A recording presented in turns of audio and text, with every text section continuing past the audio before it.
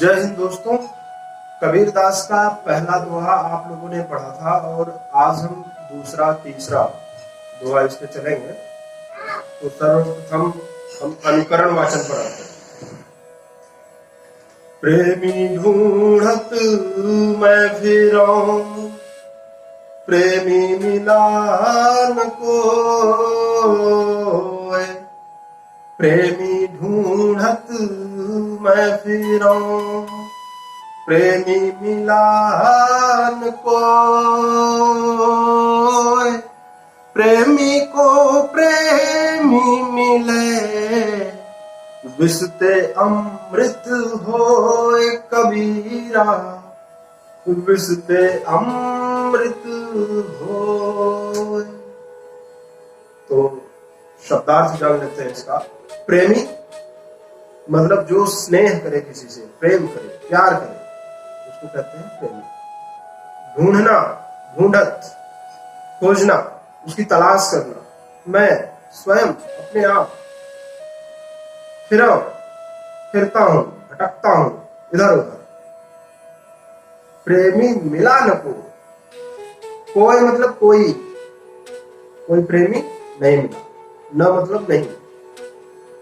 प्रेमी को प्रेमी मिले, विष ते अमृत। विष अर्थात जहर, गरल भी कहते हैं। विष ते अमृत, ते मतलब वह अमृत, पीयूष, अमीय, सुधा। तो ये पर्यायवाची हो गया अमृत का। तो कबीरदास, मैंने आपको बताया था कि बड़ा व्यापक अर्थ रख करके चलते हैं। प्रेमी ढूंढत मैं फिरूं। कबीरदास जी कहते हैं कि मैं प्रेमी ढूंढते फिर रहा हूं, प्रेमी मिला न कोई। लेकिन इस संसार में कोई प्रेमी नहीं मिला मुझे, प्यार करने वाला कोई नहीं मिला।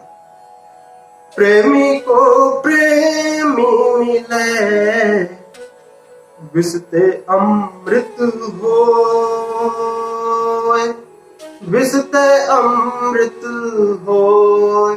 जिस दिन प्रेमी को सच्चा प्रेमी मिल जाएगा, उस दिन जहर भी क्या हो जाएगा, अमृत हो जाएगा। देखिए प्रेमी शब्द का अर्थ यहां क्या है। कबीरदास ने खुद कहा था, पोथी पढ़ी पढ़ी जगमुआ, पंडित भयान को। ढाई आखर प्रेम के, पढ़े सो पंडित होए कबीरा, पढ़े सो पंडित होए। मतलब वो ढाई अक्षर के प्रेम को बहुत महत्व देते हैं। और आपके पाठ्यक्रम में जो निर्धारित है, प्रेमी ढूंढत मैं फिरूं, यानी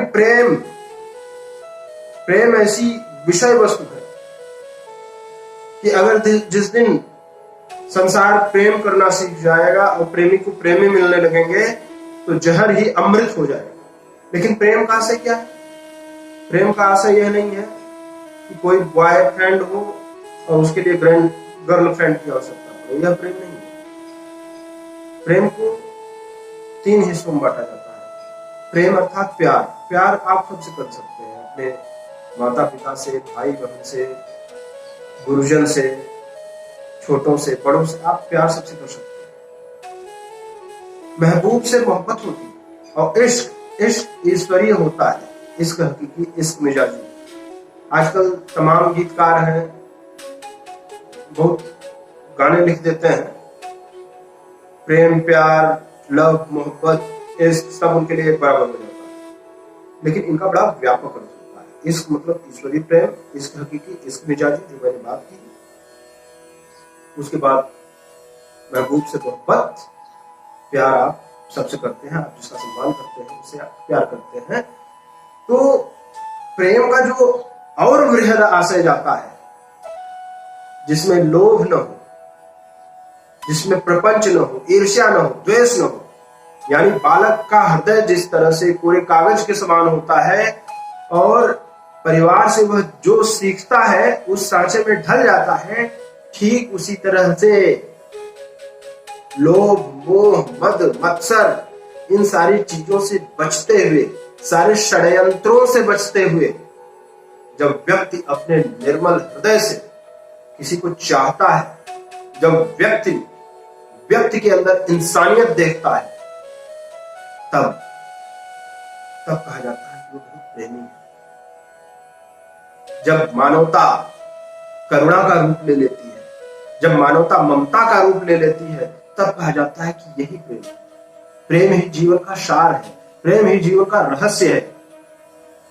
तो निर्गुण जितने कवि हैं, चाहे वो संत काव्य धारा के हों, चाहे वो सूफी काव्य धारा के हों, वो प्रेम को बहुत महत्व देते हैं। इसी महत्व को देते हुए उस प्रेम की बात करते हैं। प्रेमी ढूंढत मैं फिरूं, जिस दिन इस संसार से छल, प्रपंच, माया और षड्यंत्र से मुक्त हृदय वाले व्यक्ति मिल जाएंगे। प्रेमी मिलान को, जो आप आज तक मिला नहीं है, ऐसे व्यक्ति जिस दिन मिल जाएंगे, अर्थात प्रेमी को प्रेमी मिले, जिस दिन प्रेमी को प्रेमी, अर्थात इस व्यक्ति से वह व्यक्ति, निर्मल हृदय वाले से निर्मल हृदय वाला जब मिल जाएगा, तो विसते अमृत होए कबीरा, विसते अमृत होए, पूरा विष जो है वो अमृत बन जाएगा, यानी जहर भी अमृत में परिवर्तित हो जाएगा। तो इस तरह से ये आपका दूसरा दोहा था। आप इसके विशद अर्थों पर जाएंगे और अपने आप इसका अर्थ लिखेंगे और दिखाएंगे।